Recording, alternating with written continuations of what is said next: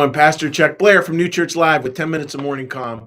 Wonderful to have you joining us today as we head into the weekend. And regardless whether you're watching us today or tomorrow or 3 months from now, doesn't matter. It's great to have you on board and great to have you joining us here today. So what I wanted to share with you today, this is kind of a fascinating one, is again, we're in this context of Noah and the ark, and finally the ark, in other words, the flood has ended, the ark has come to a rest, things are starting to be released. And that idea in our lives, right? We go through floods. Every single person watching this has been through a flood. Some worse than others, granted, but all of us have been through this experience. And then we come out, we land in a new place with a new perspective. Doesn't mean that the challenges of the flood are totally behind us. They're not. And oftentimes this new land has its own set of challenges, and we're in a new place and new things are happening, and we can live in the grace of that, and we can understand that there's still always going to be challenges. It's just the way life works. However, even with that being said, there's a way in which now we can start to, maybe in a different way, allow good impulses to see. Allowing the good impulses of our life, how do we let the good impulses of our life actually start to see? And you think about that, folks. We were talking about it yesterday in Sermon Writing Team. We've talked about it here a number of times. It's interesting, in the midst of flood and fear and anxiety, our perspective gets super narrow. It was this, and then just kind of shrinks in until we really are just looking at ourselves and our own experience. Awfully hard to understand other people when we're in a really deeply fearful, anxious place.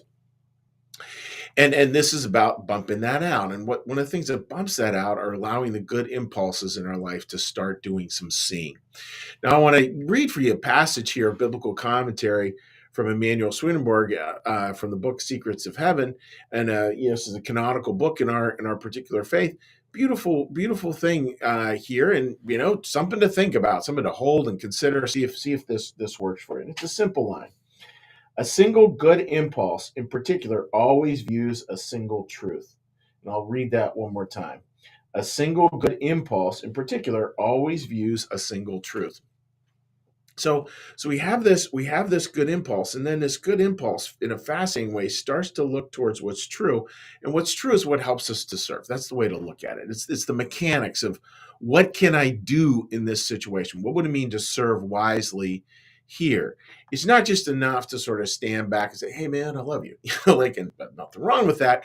But we're asked to kind of take it one more step, and that's where wisdom comes in. So it starts with love of other people, love of the world, love of God, love of service, and then we have to actualize that through what we know, through our brains. And that's, like somebody who really loves people and loves taking care of people may find themselves a nurse. And there's both a love element of that and a truth element of that. There's this deep affection, and then there also has to be some intellectual smarts in order to be able to serve wisely.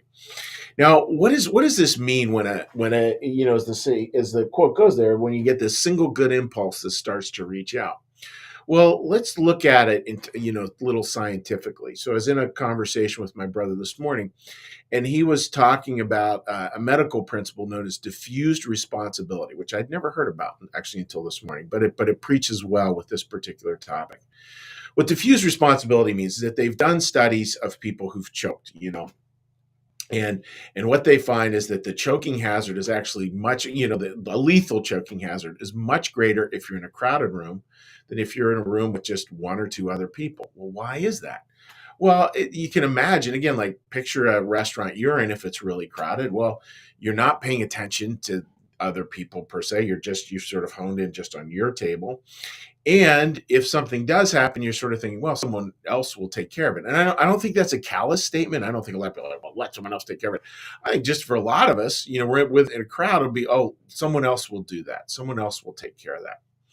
And that's the challenge of diffused responsibility, that in terms of rendering aid in a situation, the more diffused the responsibility is, the less likely something is to get done. And many of us have been trained in CPR probably many times.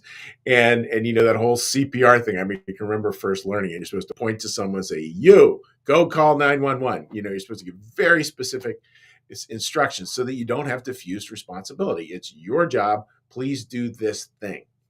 I think that's what this is talking about here, folks. It's where we have this good impulse. And that's great. And the trick is not to succumb to diffuse responsibility. If you have a good impulse, act on it in a way that takes what is the general into the particular, takes the general into the particular, whatever that might be for you, whatever the good impulse is. And maybe it's around family today. Well, like, find a way to move the general to the particular. It may be around some more global cause that you find sort of stirs on your heart. Again, take it from the global to the particular. What does it look like to actually do something about that? And folks, ready for this? It's always going to be little stuff. Always. Like, very rarely are we called on for the big and heroic.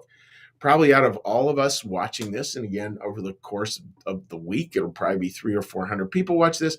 Maybe one or two of us will be called to something heroic. But that means 398 of us will be called to something very ordinary. And that's where the exercise of spirituality really moves from the general to the particular. And that's where we learn how to let the good impulse see where to serve, and very importantly, how to serve. So it goes to the very particular thing, and then it starts to expand out. So that's what I would throw out there, friends, just as something to think about and consider this morning. Is like, how do you plan to do that? How would you like that to look in your life? How do you want to lean in there to those things? And again, moving from the general to the particular and allowing the good impulse to see. And a beautiful part, I say this many, many times, all of you watching this have a good impulse in there somewhere. That's my 2 cents. Everybody does. And the trick is, some are asleep to it, some don't allow it to become active. And our 2 cents always is cheering people on to say, yeah, you know what, you got that good impulse, better angels of your nature. Allow that to speak to you in a very clear way, because in the end, that's largely how the voice of God works. So I hope that makes sense, friends, as you go into your weekends, and just wishing you all the very best, really all the very best. And what we're going to do now is we're going to do a little meditation, a little prayer, a little blessing, and then we'll say hi to folks on social media. So with that, friends, let's get a little breath, and then we'll ring the prayer bell.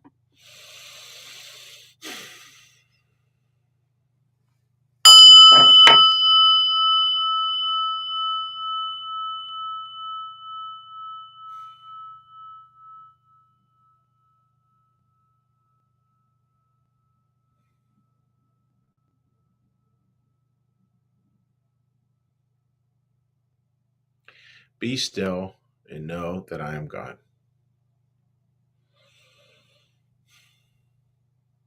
Be still and know that I am.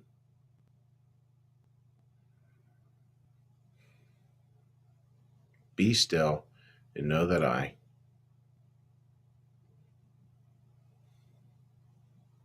Be still and know that.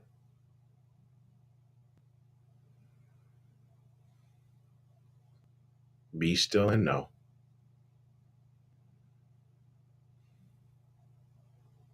Be still and.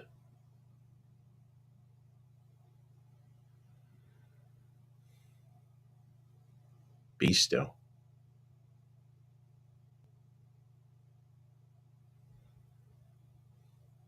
Be.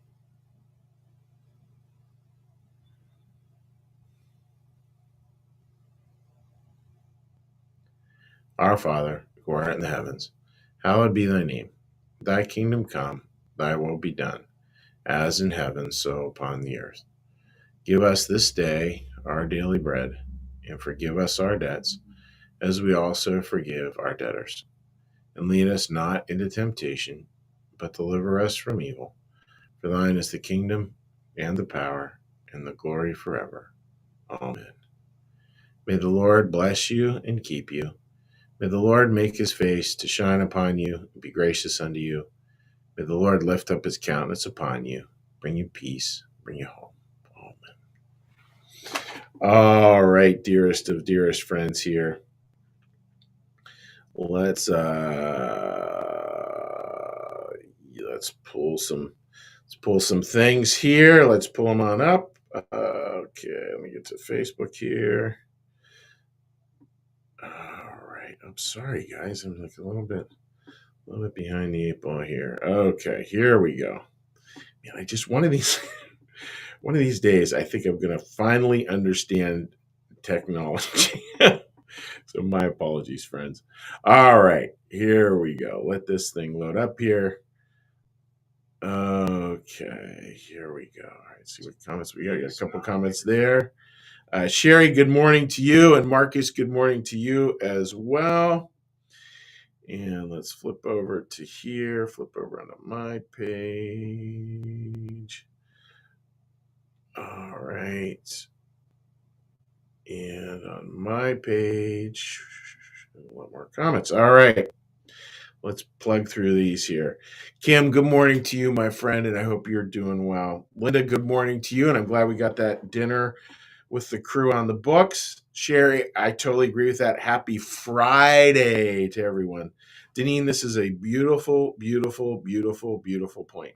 Deneen writes, if I can slow my mind, I can see it, feel it, and hear it. Let the quiet work. That's a theme right there, right? Let the quiet work. Because man, we get so overextended, we get so frenetic, we get so busy. Busyness is not necessarily going to be your friend when it comes to spiritual things. At least I've not find it that way. Marcia out in Colorado, good morning to you, and glad you're joining. So glad to see you joining us today. My dear buddy Carl writes, in the midst of a flood, a concept that has sudden impact on my life at a new and deeper level. If you take even a quick survey of incredible responses sent by people from pretty much every corner of my life, you will see people making an incredible difference in a life through loving concern and kindness. A huge blessing. Yeah, Carl, it's such a prime example, right? And it's so fascinating to me, Carl. Like, you just put something out there as you did yesterday, and just people have this good impulse, and they just get this little signal, and boom, there it is. It's endlessly fascinating to me about how that all works. Melissa writes, good morning, happy Friday, go Eagles. Yes, very true, Melissa. Great to get a chance to hang out with you and your hubby yesterday. And my dear lacrosse buddy Wayne writes, good morning, don't kid yourself, we are all told to figure different technology. Amen to that, brother. All right, friends. Always great to see those comments, and maybe we'll just end with Deneen's, which was so beautiful. Just stay in the quiet today. Just stay in the quiet, see what the good impulses will lead you to, and see what happens. So take care, friends. Bye-bye.